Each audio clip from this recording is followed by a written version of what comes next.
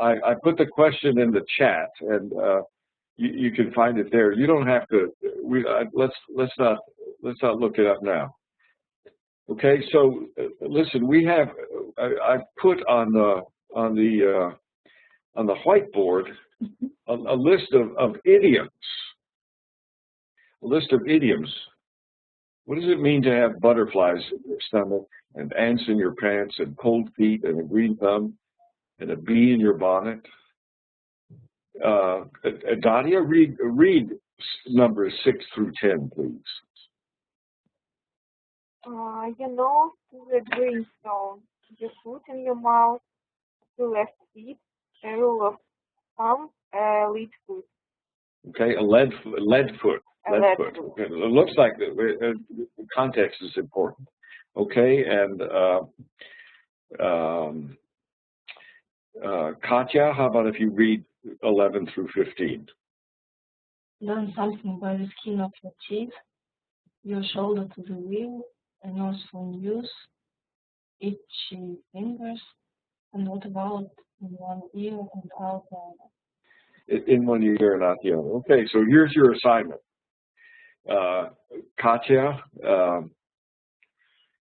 you do 1 and 2. What does it mean to have butterflies in your stomach? And what does it mean to have ants in your pants? And what I'd like you to do is 2 things. One is to type your idiom in the chat box. And then when we come back to you, tell us what that means. Okay? So everybody type it in the chat box, and then take a minute and look it up, and then come back to tell us. So Katya, you have 1 and 2. Dadia, how about 3 and 4? And Lisa, how about 7 and 8? And Salier, how about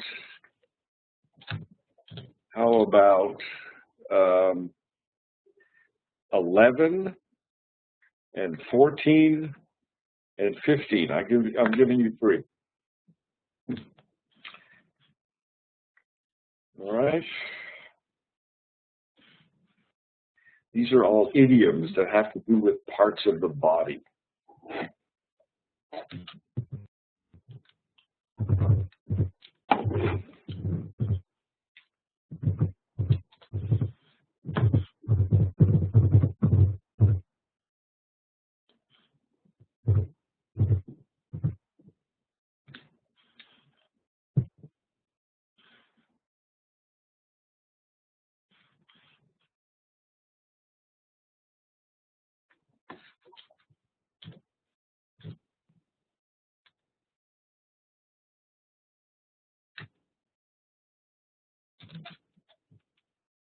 While you're doing that, I do want to mention that I really enjoyed your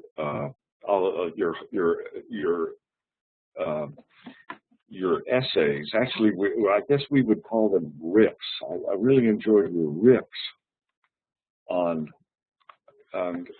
Somerset Maugham. A riff is a musical term, and it's used by jazz players who will take a theme and then develop it or interpret it musically. And that development, that interpretation, is called a riff. And so we've taken this term, and when you take like a little essay like W. Somerset Maugham's, and when you adapt it for yourself, we say that you have that's your riff. Anyway, so I want to say that I very much enjoyed your riffs, and encourage you. They're especially well done. Professor Lera, when we go through some of these idioms, if there are any particularly colorful Russian equivalents, we should hopefully all be able to get those as well. Oh, that would be good. That would be good. Okay. That would be good to have. What do Russians have other than ants in their pants or butterflies in their stomachs? Okay. Okay, so Who's ready? Katya, are you ready? Yes. What does it mean to have butterflies in your stomach? Butterflies in your stomach means that you fell in love with someone. Fell in love with someone. Okay. What do you think, Professor Smith? Butterflies in your stomach? You like that? Stomach. Yesterday I had to give a talk to a very big group, and I was a little nervous. Okay. And I told the person I was speaking with I had butterflies in my stomach. Butterflies in your stomach. Okay. Katya, it means to fall in love. It could mean that, but it usually means that you're kind of you're a little nervous. You're a little tense, a little excited. And can you imagine what it would feel like to have butterflies in your stomach? It's not painful, but it's kind of distracting. All right? It's kind of distracting. Good. Okay, Katya, what about ants in your pants? I think it means to be nervous or feel excitement. And you can't keep still. It means, oops, I did something here. I don't know what I did.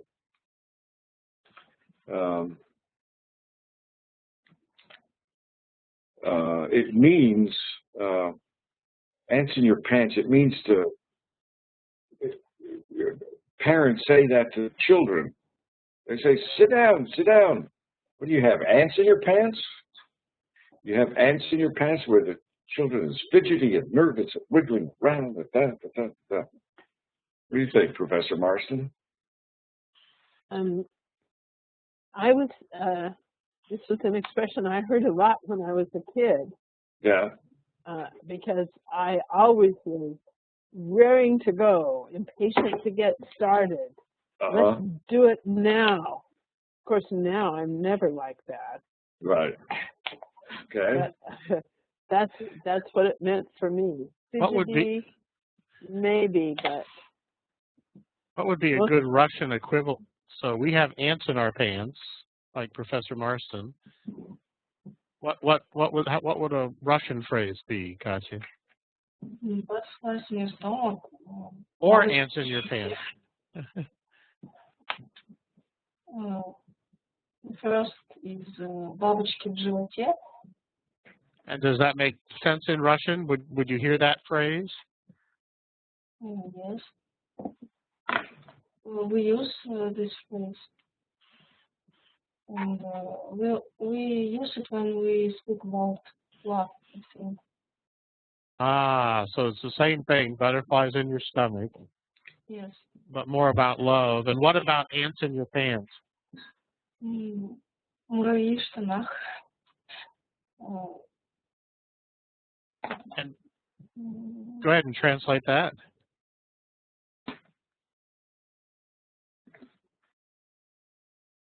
Use it, but not very often.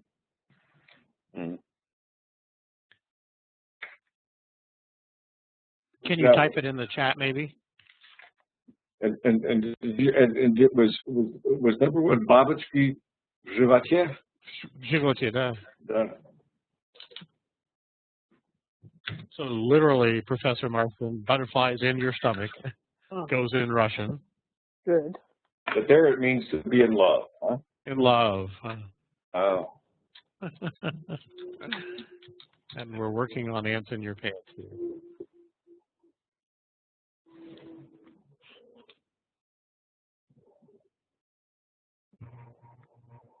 Muravi w Stanach.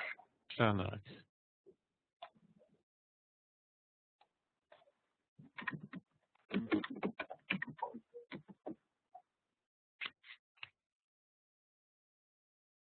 Back over to you, Professor Lero. Okay. Thanks, Daria. Here we go. What does it mean to have cold feet? To have a cold feet means that when you are nervous or you're not confident and a little afraid, you have cold feet. You have cold feet. You're cautious. You're hesitant. Exactly right. Exactly right. So before you took this class, was there a time before you signed up for WebLine, did you think, oh, I don't know, maybe I have cold feet? Did you think that for a day? Yes. Yes. Okay, good. Well, that's what that means, have cold feet. And how about a green thumb? Green thumb means that you have a talent to gardening. A talented gardening, huh? Green thumb. How about, what do you say in Russian? Do you say anything like that? No special phrase. No special phrase. In Russian, you say zolotiye ruki. What does that, tell us what that means. It means not only for gardening. It means for everything. For everything. The person can do everything. He has the gold hands.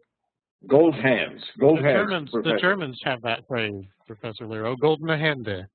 The very same one. Very same one, yeah. I wonder if the Russians got it from the Germans or the Germans got it from the Russians. Well, you would think that there's some exchange there. All right, Lisa, what does it mean to have your foot in your mouth? Your foot in your mouth. When you say something rashly, unthinkingly,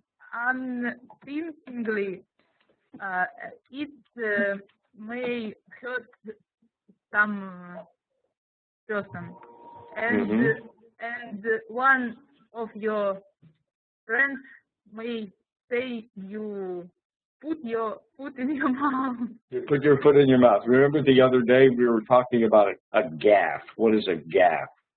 Well, if you say a gaffe, then you might say, "Oh, I've got my foot in my mouth." You have your foot in your mouth. Do the Russians have? Do the Russians have a similar expression? I don't know some expression for this. But I can say ляпнуть не в попад. Put it in the chat.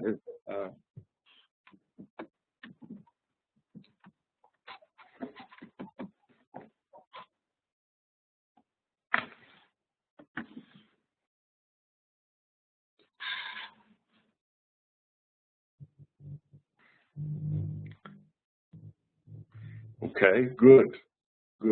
All right, and Lisa, what does it mean to have two left feet? Two left feet means when some person can dance, when some person is awkward. That's exactly right, and that's a good one because you can see that you have two left feet, right? When you want dance with someone, you can say, "I have two left feet. I can dance." I have two left feet. I can't dance. I have two left feet. That's good. Okay, Salye. Yeah, done something by the skin of your teeth. Skin of your teeth. According to Wikipedia, this phrase is used to describe a situation one barely managed to escape with. It's barely, narrowly. Very narrowly. Narrowly. Right. But because you have skin on your teeth? I don't know the etymology. No, it's very, very, very, very thin. Very thin. And how about itchy fingers? What is that? Itchy fingers is when you want to hit someone. I find it this translation, this sense. when you руки чешутся, да, по-русски. When you want to do something to maybe to hit someone and you can't терпеть. Yeah, itchy fingers. And sticky fingers. What about sticky fingers? I put it in the chat. Sticky fingers. Sticky fingers mean that you take things, you steal things. Sticky, yeah, sticky fingers. Well, careful. Are those all things you've stolen, Professor Lira? Yes, they are. And how about butterfingers? Professor Storm put in the chat, butterfingers. Yes. Butterfinger. What's a butterfinger? Anyone have an idea? So sticky fingers make you take things, and itchy fingers. And what about butterfingers? Maybe it's an opposite sense. Maybe you can make something good with those fingers. Well, that's a good guess. Okay. No, butterfingers are like two left feet. Butterfingers mean that you're clumsy. That if you drop something, if you're carrying your coffee cup and you drop it, you say, "Oh, I'm such a butterfingers. I'm such a butterfingers." Very nice. Okay, you're clumsy and you drop things. And Salier, and how about in one ear and out the other? And out the other. It means that you heard something, but you don't remember. We have in a Russian equivalent, в одно ухо влетело, в другое вылетело. Would you put that in the chat? Yes. In one ear and out the other.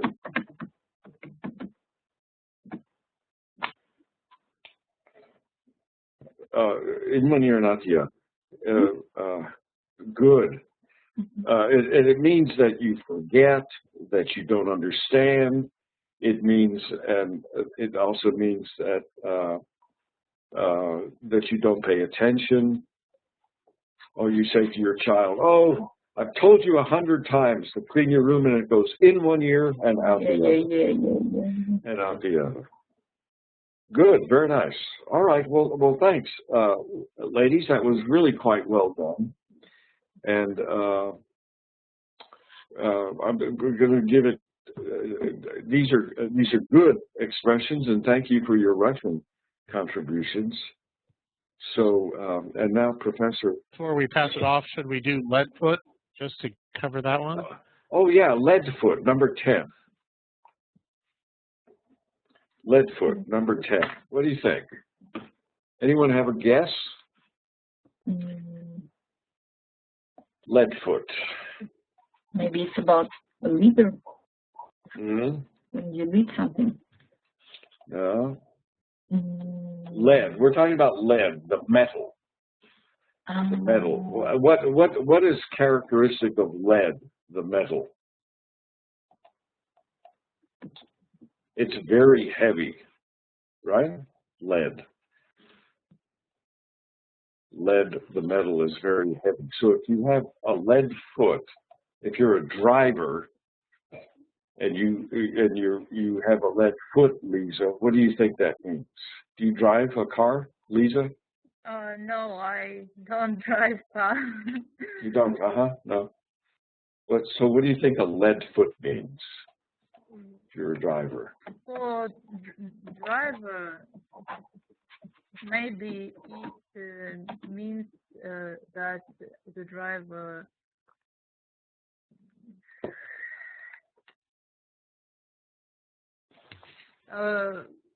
have the big speed. Good guess. A lead foot means that someone drives very fast because you have a lead foot and you push the accelerator, push the pedal down, and you go fast. Lead foot. Slow down, lead foot. Slow down, lead foot. Does anyone tell you that, Joe? Not me. Not me. I'm a pokey driver. I'm a pokey driver too. I don't have a lead foot, but my daughter has a lead foot when she drives the car. I don't drive do a car too. here in Finland, but back in the States, well, since I've had my son, then I don't have a lead foot. But before that, I did. before I became a parent, then I did have a lead foot. But we always used to joke with my sisters about that too. How about one more? Can we do one more, Professor Storm? How about a nose for news? A nose for news. Or an ear for music. Or an ear for music. A nose for news. Daria, what do you think? You might say this about a reporter.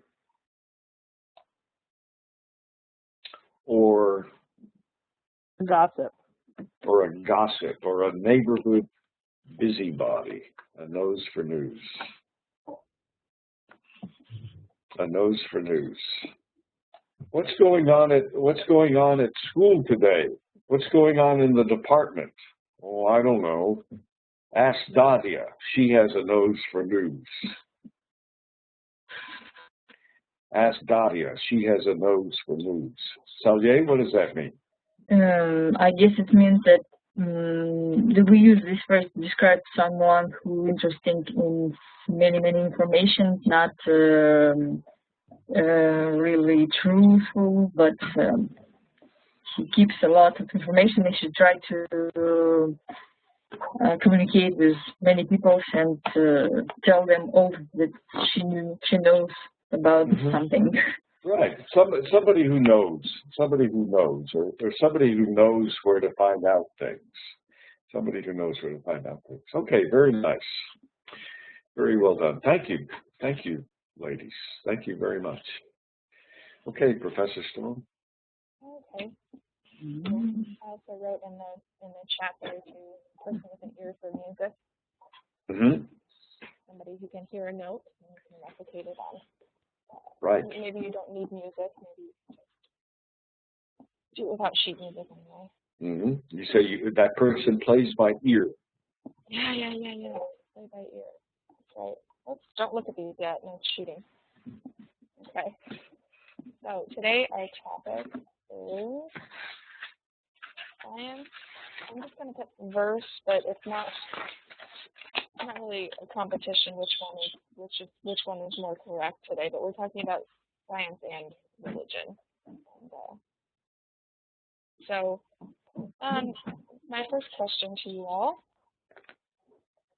is are they friends or foes?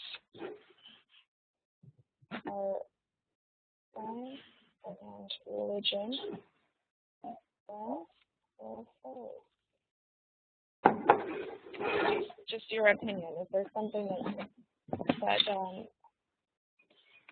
prevents them from sort of working together, or can they exist? Yes. You're talking about people who are scientists versus people who are believers. Yeah. Or think about science and religion in society. Can you be a believer of science and be religious? So we could start with you, Daria. What do you think? I think that during centuries, science and religion were both. And when did you say? Where or when? What was the first part of that sentence? I said a very long time. A very long time. And what is your personal opinion? Do you think it has to be either science or religion, or do you think that they can coexist?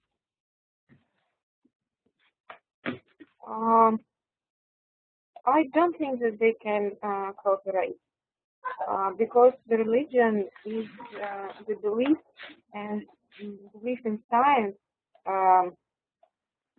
not always a good idea. Good. Let's go down the list. Thank you, Daria, for that. Katya, what do you think? I think science and religion are both, of course, because science gives us a very object and it has a lot of facts, and religion is just belief.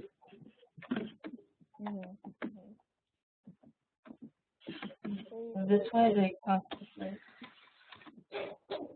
Okay, so we have 2 proposed. How do you think? I think none of that you take. I think science and religious can coexist even in one person. I know many scientists who came to religion in different age, but it's just they use it in different spheres. They are professionals and they use scientific approach in their work. But when they are not on their own work, when they will spend time with children, with their family, and they think about their life or try to find the answers for some main question of their life, they use religious approach, and it helps them to find some base. I hear there's sort of a split between personal. Carly, I don't hear you actually. Can you hear me now? So. Can everybody else hear me? Yes. You're not as loud as you have been. Can you turn up your volume? That's strange. That's better. It's better? Yes. Okay, good. Sorry. So you talked about there's a split between personal life and professional life. Yes. And that someone can be both a scientist and they can be religious in their private life. Yeah. It was surprising, but I have a professor in university, and he is biologist, and he believes in Darwin's theory, and he's very religious. But he's about 75 years old, and he came to religion in his early 60s. 60s? 60s, yes. Yeah. Very good, thanks. And then let's, sorry, Lisa, I didn't mean to skip over you. Can you tell me what you think? I think that science and religion can be friends because in my life I try to be a scientist, I try to be a physicist, and I can combine my scientific knowledge with my religion. There are some situations in my life that I can understand by scientific knowledge, and in this situation I use religion for understanding. Yeah. So sometimes, do you find it difficult sometimes to reconcile your religious beliefs with your scientific knowledge? Is that difficult as well sometimes? Yes, it's difficult. Yeah. But I think it's nice to believe that we can have both. It's always better to have both rather than one or the other, right?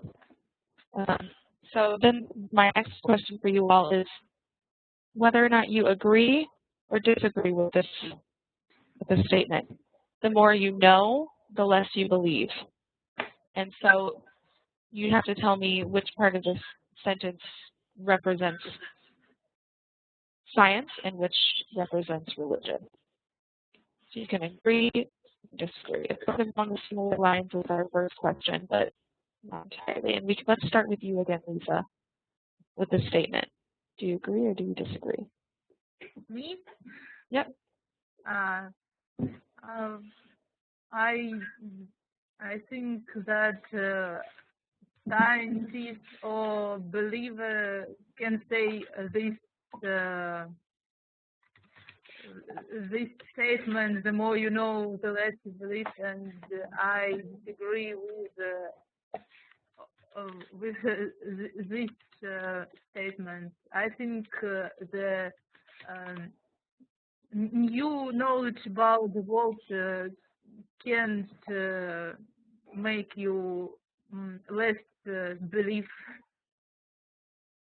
to make you less religious, or and also this falls in line with the next question as well that you can all keep in mind.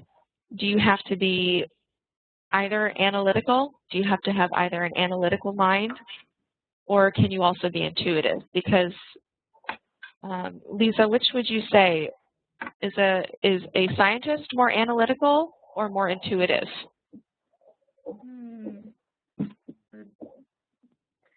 In some situation, my mind can be more analytical. In some situation, my mind can be intuitive. I can't understand my mind. Yeah. And then, but what about a very religious person? Do they rely purely upon, or not purely upon, but mostly upon intuition or analytical analysis? The religious people, I think they use intuition. Yeah. Yeah, I'd agree, and I think that's the consensus, right? Is that you need to be intuitive because you can't always see something. You can't see God, so you have to be intuitive. You have to sort of feel internally that there is a God, for example, right? But in a lot of branches of science, you do a lot of analysis where you can actually work with real facts or things that you can see. This is the difference, right? There are a number of scientists who first get an intuitive understanding of where they're going when they've been struggling with their data, their evidence, and then they'll have a flash of intuition which points them in the right direction. Einstein is one of the famous ones, but Leonardo is another. Yeah. Let's go on to Katya. Do you agree or disagree with the statement? The more you know, the less you believe. I agree with the statement because when you know something, you know that it's a fact, and you can't believe, just believe. Yeah. Believe blindly. Yeah. And would you say that you have a more analytical or a more intuitive mind? I think it depends on situation, but it's better to be both analytical and intuitive. It's very useful. Yeah. Good. I'd say the same. I would like to hope about myself that I have both intuition and analytical mind, but who knows? Daria, what do you think? Do you agree or disagree with this statement? I disagree with the statement because if you stop belief in one time, it's when you get some information. That only means that you don't believe enough. And I don't know if I'm more analytical or intuitive, but I think more intuitive because I very good in getting the right answer in the test if I don't know. That's a good tool to have, right? Nice. Okay, thanks. Saule, you? I take in chat and I repeat it because I don't have many thoughts of this. Yes, I think belief is absolutely necessary on some stage. So in scientific research, when we try to generate ideas or try to guess what correlation you need to find or something, and sometimes intuitive way is not the worst. I think it's just the first stage of scientific methods. And then after that, after you create something, you have to check, and then you have to use analytical tools. Yeah. Exactly. So first you have the intuition, right? Intuition, yeah. But then it starts to turn more into analysis because you actually have to prove your hypotheses and repeat the experiments, right? So that you can actually come out with some sort of facts. But it's interesting too because, like you mentioned, I think everyone mentioned a level of intuition is also very, very useful. And they talk about people talk sometimes about a mother's intuition. A mother's intuition. Can you get a mother's intuition? Yeah. Yeah.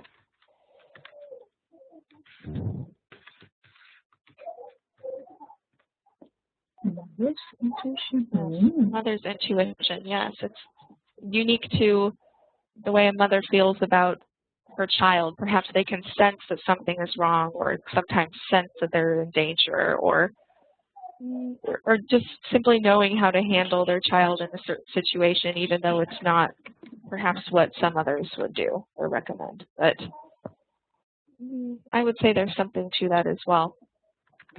And the next question I have for all of you to think about are what are some contemporary issues that fuel the debate between science and religion in modern day society? So some contemporary social issues. Can you think of any instances where science meets religion and there's some sort of conflict there? Perhaps with regard to some scientific research and moral questions about this research, whether or not it is morally right, whether or not it is moral to do such research. You know, we ought to make sure that everybody's clear on these issues. They may or may not be issues in Russia the way they are in the States, like stem cell research and education and designer babies. Does everyone know what we mean when we use these terms, stem cell research? Does everyone know what a stem cell is? No. Huh? I don't know. I don't know what it would be in Russian. Oh, Costa says yes. Yes. Okay. Okay. So stem cell research is controversial in the States, and in fact, I think a federal law prohibits stem cell research. Is that right? Am I correct there? That's correct. You're correct. Or controls it very tight. Very tightly controlled. And the question in education, the issue in education is how biology is taught. And someone earlier mentioned Darwin's theories. Well, that argument is still going on in some parts of the United States. Evolution versus creationism, and designer babies. Designer babies is in the same ballpark. There's another idiot. This is the same ballpark with genetic modification of food. That is to say that by manipulating the genes that someone may, a couple may say, well, we want to have a child who's going to be a good athlete, and that's the thing that's most important to us. So that's called a designer baby. I want a child who's going to be a good athlete, or who will be musically talented, or who will not have two left feet, something like that. And that's also a controversial issue. So I'm not sure where I was going now that anyway, there is a couple of other really big issues that touch on this, that bring up sectarian issues, like abortion And let's see, that really involves some church doctrine or another. Well, the Catholic Church has been fighting contraception for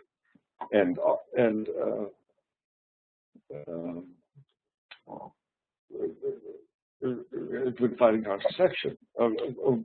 Good issue. There's one. Physician-assisted suicide. These are all issues with science on one side of the table and religion on the other side of the table. And education, it really hits us hard when you start talking about education. What kind of biology do schools teach? This is a fundamental issue in this country. I believe in Texas, Texas public schools are now required to teach the theory of creationism. There's a different word for it. Let me see. Intelligent design? That's it, intelligent design. Thank you. Yeah, that's something, too, that we're going to touch upon a bit later, too. Oh, whoops, I see somebody else is helping me right on the screen, too. There's sometimes some lag. Can you guys see what I wrote? Yes. Okay, good. Can we ask all of you to tell us a little bit about these issues and how they relate to this debate, science and religion?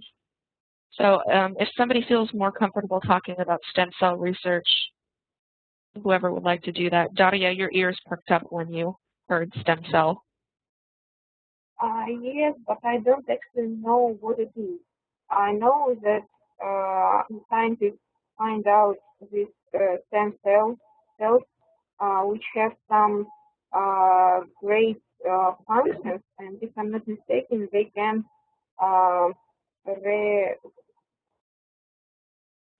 the stem cell can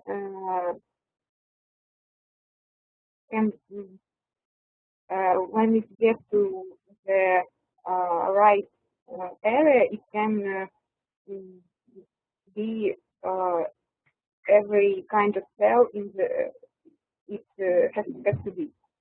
You got it. Yeah. But the only thing I know, and I don't know where they get these cells, and I don't know how it is connected to the religion. One of the places they get these cells is from fetuses. From what? From a fetus, from an unborn child. From a fetus. Oh, I understand.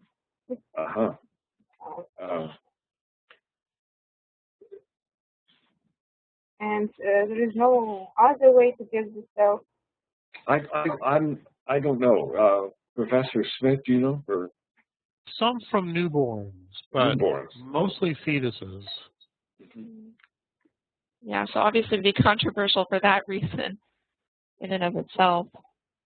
But also, talking of cloning, so that's basically where cloning comes from, right? As well, so stem cell research, right? If I'm not wrong. The whole idea of tinkering with biology, tinkering with creation. Yeah. So Daria, you said you couldn't see the connection here between science and religion? I didn't know that they get from fetuses? Fetuses, yes. And now I know, and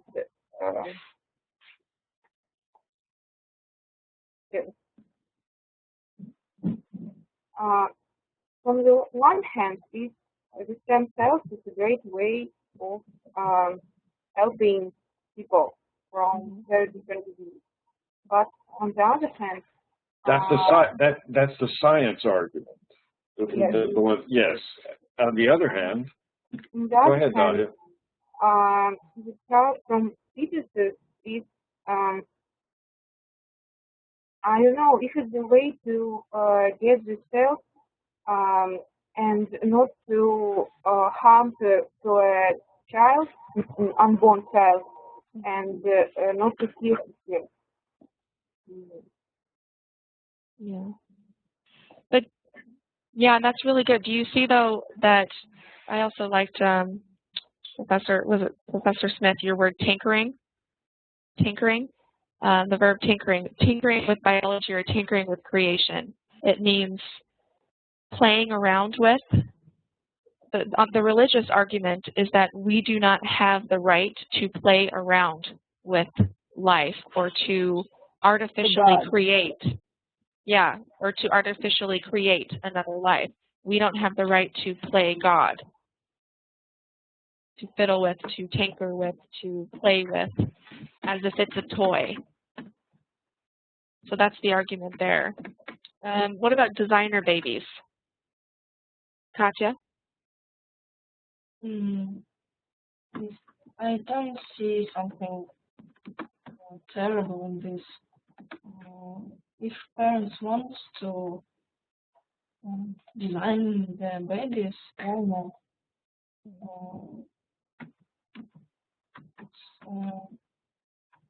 are a lot of scientists methods to do this.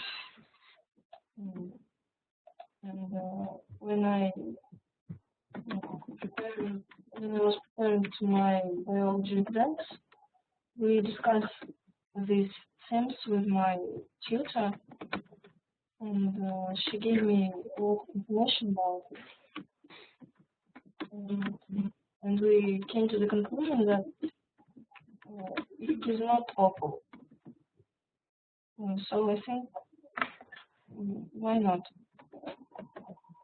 I'm curious about everyone's opinion on this, about designer babies, and what's the religious argument, what's the scientific or the scientist's argument. Lisa? About Danish babies, I think it's not good for people because when you think about what your baby can do when it's born, you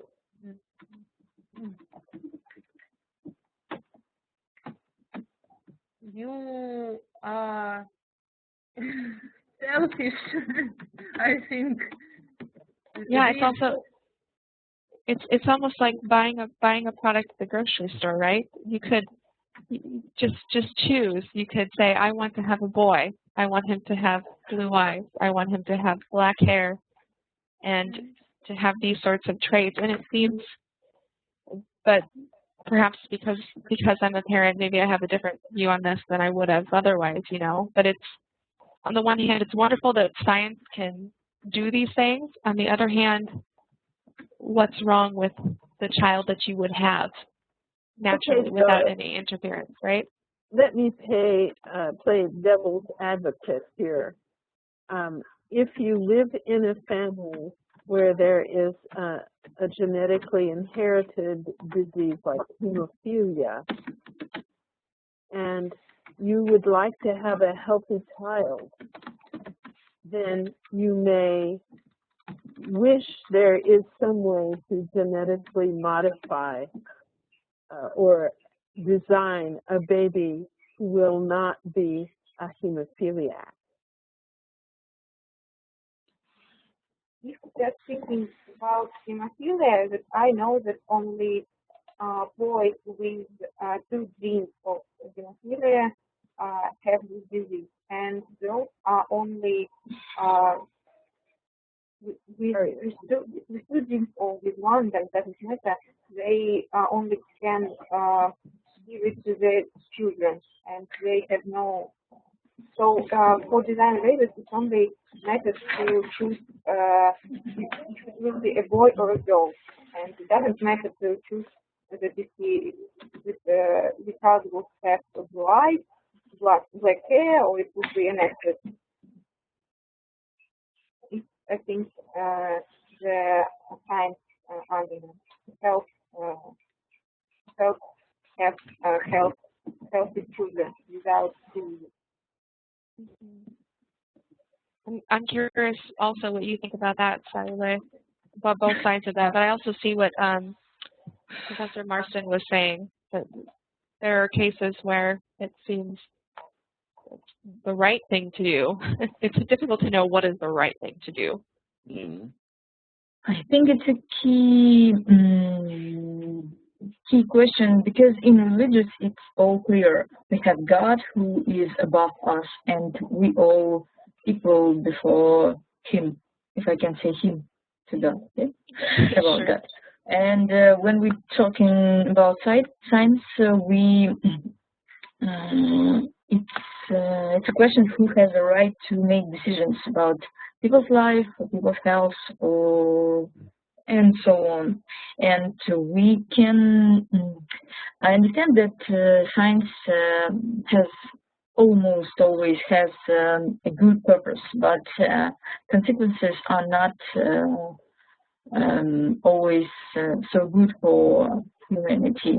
And we all seen those examples like Sakharov with his bomb and so on. And scientists are not always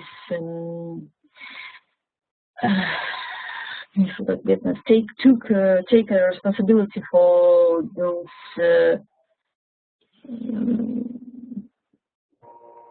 research or results they get in their profession. And that's why I think latent consequences is the most Achilles heel of science. Yeah, Achilles heel. Yeah, Achilles heel. Very well said. So the next issue, that of education, is something that we're actually going to talk a little bit more about today. These questions of abortion and physician-assisted suicide are also very interesting, but they're not exactly the theme of today's lesson. So we're going to talk about mostly education, how people are educated about the origins of the earth and of mankind in the United States and in Russia. And now I'm interested in your own experiences. What were you taught? And is it different from what your parents were taught or what your grandparents were taught? And how do you feel about the education you received about this, on this issue, the origins of the earth and of mankind? Daria? My parents were taught in USSR, so it was no religious way, and they were taught the Darwin theory. And but I mostly really taught also Darwin theory, but maybe a couple of lessons our teacher told us about some other theories, and it was quite interesting how different people see how different people with different opinions have different arguments. And I think it's better to teach children different theories and listen what do they believe and how and what arguments do they have. Yeah. So what are the other arguments that you heard about in these other lessons? So you heard about evolution. What else did you hear about? About evolution, about I don't remember. It was so long time ago. I know. I remember it was interesting. For example, the theory how the Earth was created. One theory was made by God. Big Bang Theory, and the theory of the Earth is a part of some Omsk or something like that. I don't. Yeah, I was thinking about this too yesterday. What was I taught? And if I don't remember that much about it, then perhaps I can say that I'm not satisfied with what I was taught. But we'll talk a little bit more about how it is in America. Were you going to say something, Daria? I think that Darwin's theory everyone should remember. Yes. You just can't forget it. Yeah. Katya, what were you taught it? Yeah, if you're taught it.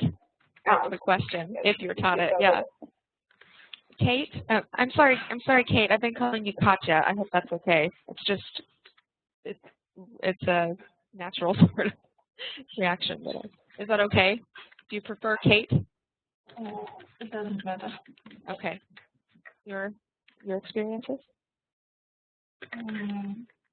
My relatives, all of them, I think, are religious and they are Christianists, but I'm not, and I'm for evolution because it gives me Omsk answers, as I said. And it can explain many things that creationists can't explain. So what were you taught in school? In school, we taught a lot of theories, but teachers they haven't got the purpose to influence on us. No, how to explain. They didn't make us to believe in God or the other theories. They gave us free choice. They didn't try to influence your thinking. They didn't try to influence it. They just gave you the tools, right? Told you what the theories that were out there. Good. Lisa, what were your experiences? In my school, there are few theories about origins of mankind. The first, it is about that the God creates us. It's religious theory. Second theory is the evolution theory. It means that we occur from apes, and there are one interesting theory about our origins. One of my professors said that aliens create people. Aliens. Aliens. Very. I think that that it is right when school professors give us some theories and we can make our choice.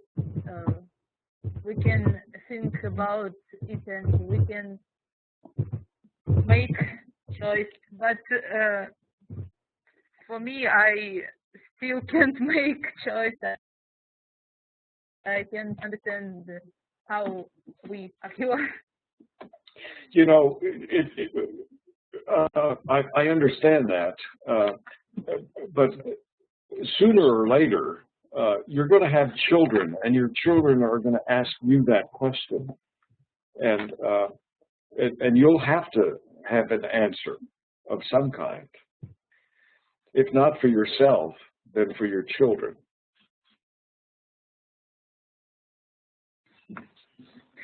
Very difficult subject. What about you? You won't be able to say, I found you under a cabbage patch, under a cabbage leaf. Oh, you can. You can. I remember that one. You mean the stork doesn't bring babies? Who knew? Who knew? Actually, my daughter discovered that when we were living in Spain, and she was 4 or 5. Hmm. That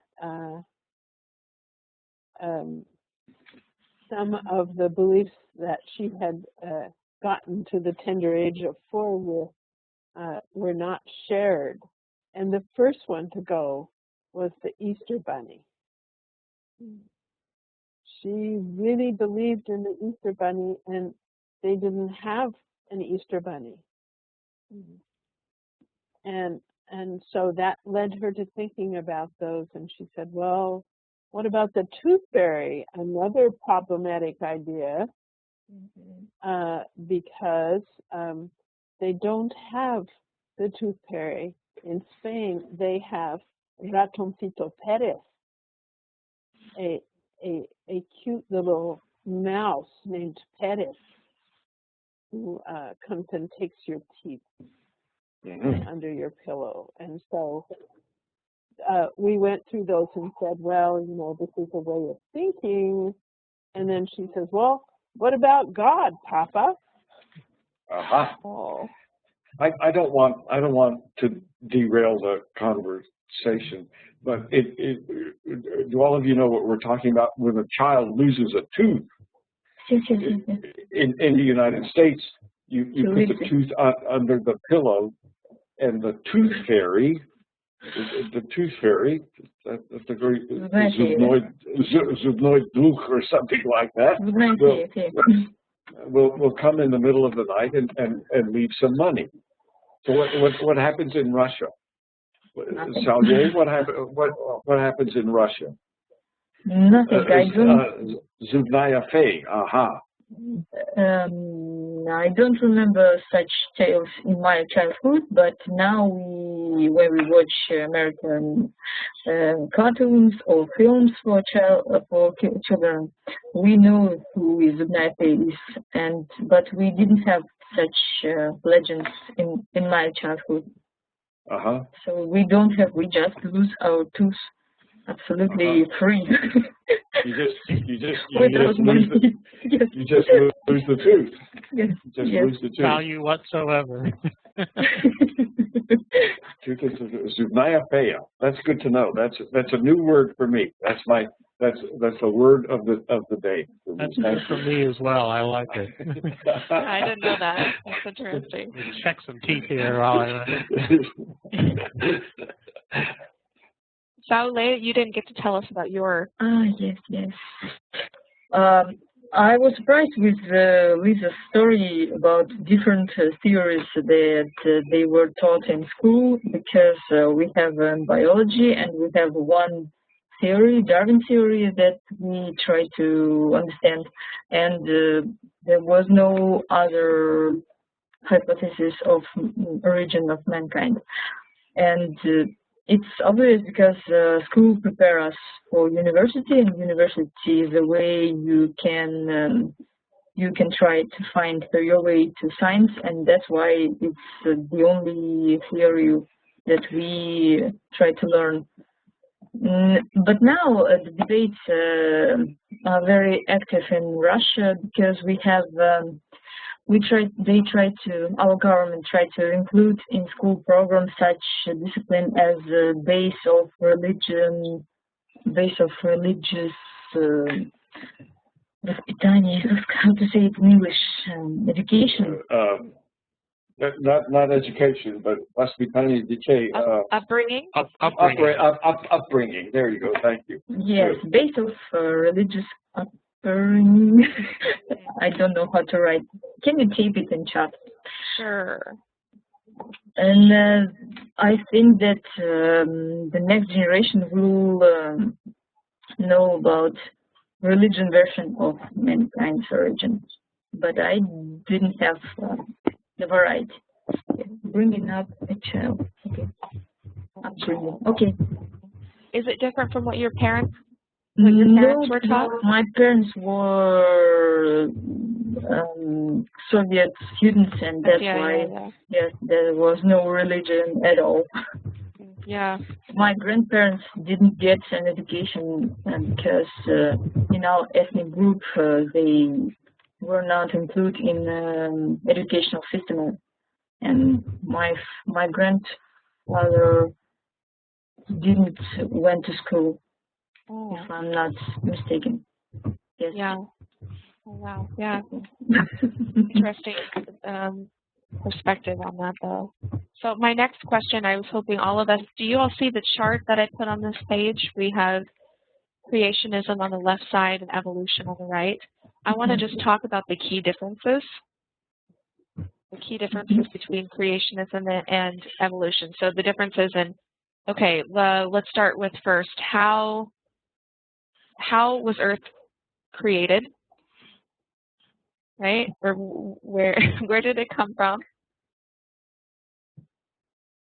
According to creationists, it was made by God in 6 days. God in 6 days. 6 days. Yes. 6 days, right? And what about humans? It was made from how to say it in English, bro? No, I'm mistaken. No. It's a woman was made by. Yeah, made from Adam's rib. From Adam's rib. But Adam was just created, I guess.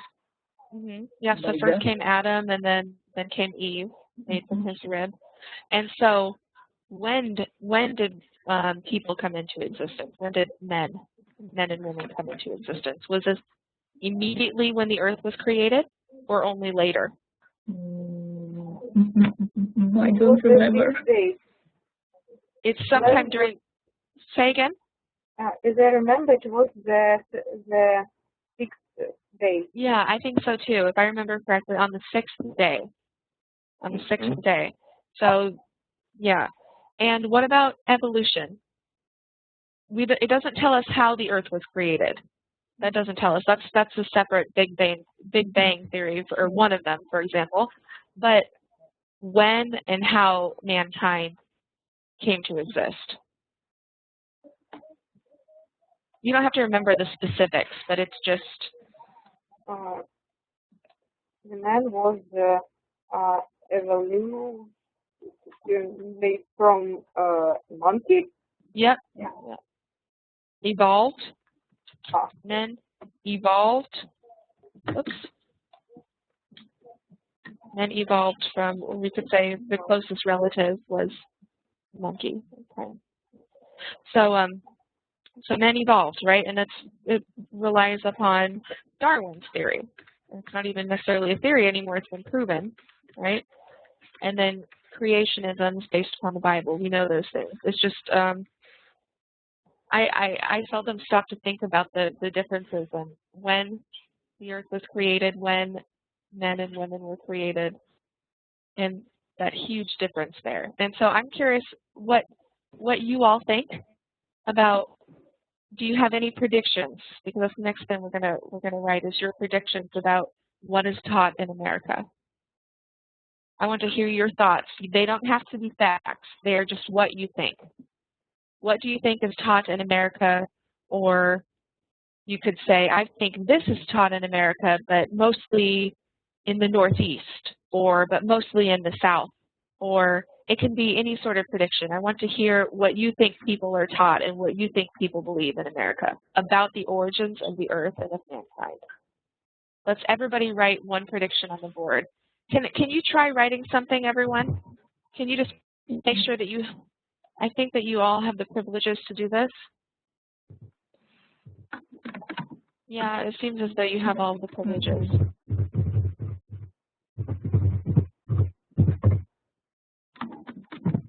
Please write your prediction. Okay, evolution theory. About evolution theory.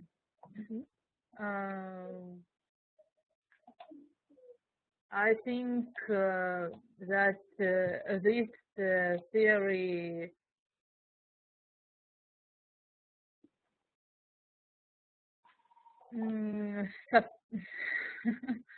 supported in North America.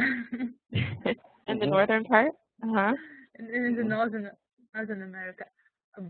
And creation theory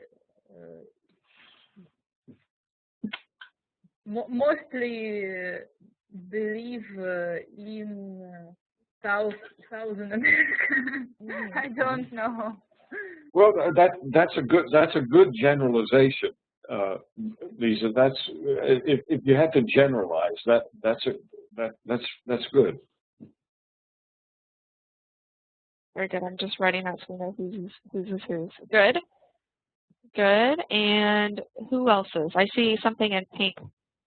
That's the only color. I didn't change it. It was I made it. No, I think I don't know where, but I have a story I heard once. I don't know if it's true, but it was a story about Russian students. She spent the last year of her high school in America, and she was very surprised that nobody in her new American school didn't know about Darwin at all. And that's why I think that creationism is very popular in America. Creationism. Do you think it's more popular than evolution? I think I guess this story is the only base I have. That's why I guess that creationism might be popular. Okay. Yep.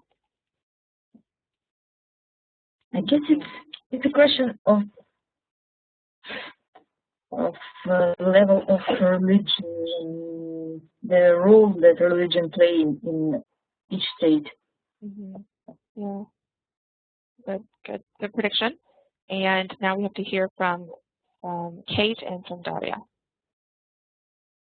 I wrote evolution theory. Oh, you wrote that. Okay. So can you say a little bit more about that? What about evolution theory? Charles Darwin's theory, I think. Okay, you think as a whole evolution is taught in American schools? Yeah. Okay. And Kate? I didn't write anything because I really don't know. I don't want to be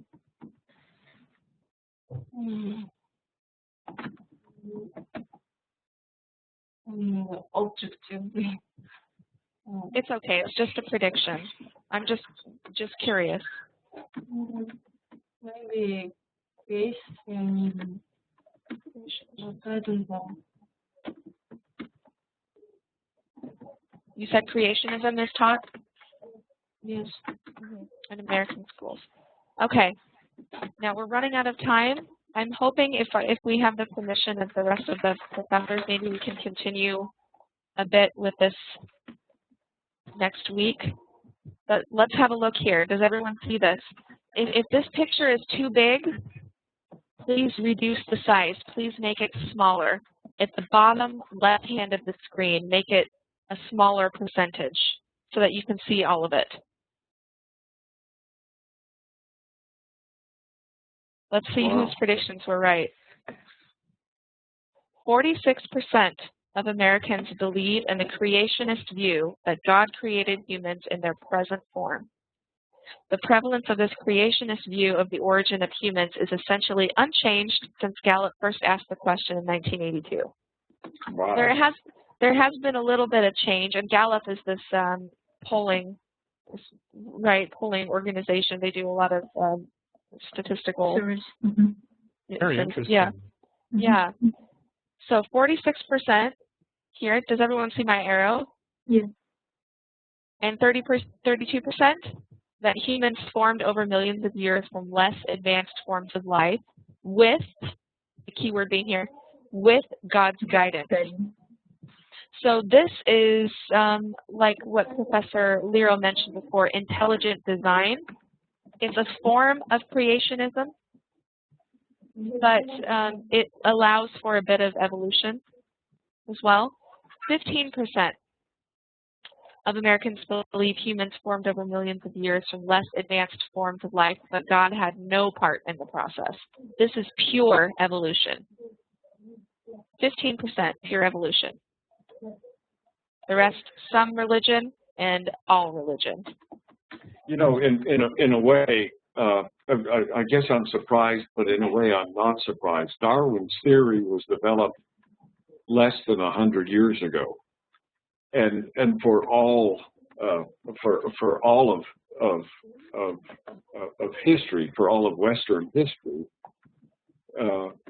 we have believed that God created life, or humanity believed that God created people on the sixth day.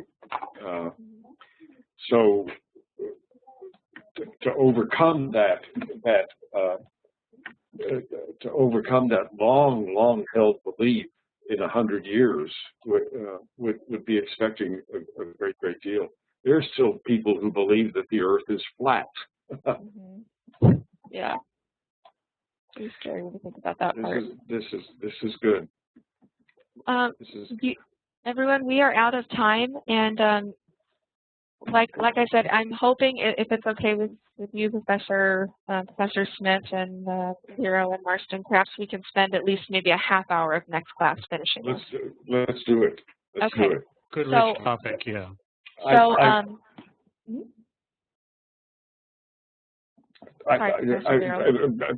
before you conclude, ladies, you know, I asked you those questions about what Putin eats and how to play the names of the Wizard of Oz. How about if you put that in the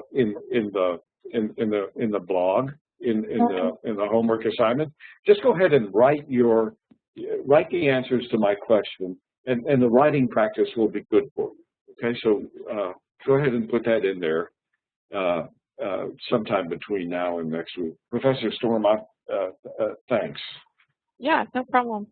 So I was thinking that your homework assignment, which I will post tomorrow, I can post the homework assignment tomorrow, would be to look at this infographic that I'm showing you right now, think about it, and write your impressions.